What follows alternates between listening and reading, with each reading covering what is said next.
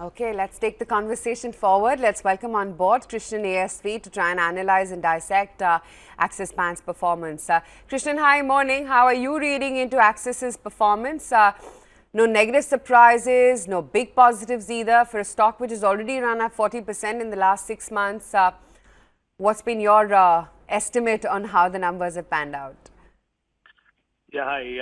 Very good morning. Many thanks for having me on the show. So, very clearly, as you mentioned, there weren't any negative surprises, and also largely the positives were all priced in the recent run up over the last 1.5 months.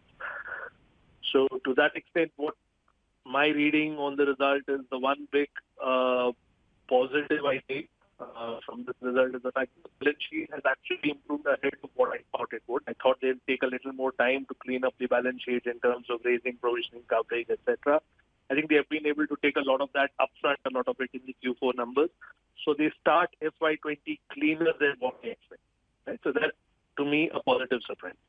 The slight negative that I see is obviously the fact that it's taken a toll on growth. I did not expect them to end FY19 at say 12.5% kind of growth. So I thought they would do better.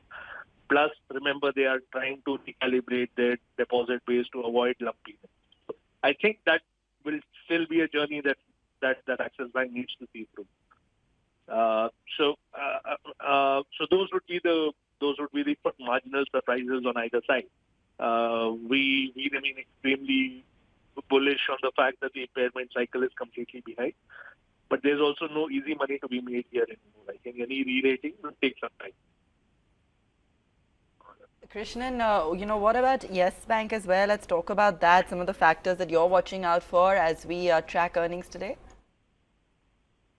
Yeah, so Yes Bank is little more. So I think it will be very close to maybe the Axis Bank of say 6 to 12 months back. They need to publicly articulate how they want to take Yes Bank forward. So the new CEO will probably have a pathway in mind once that is articulated. How well are we able to digest it? Does it all add up? Those are things that we'll probably get to know by later today evening.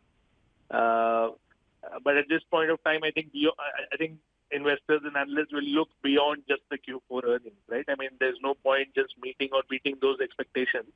I think what we will really watch out for is the commentary that comes from the management team. How do you want to run this bank henceforth? How do you rebuild fences with the regulator, etc.? Okay, Krishnan, great to have you on the show, and I'm sure we're going to chat once Yes Bank's numbers are out as well. Thanks for joining in.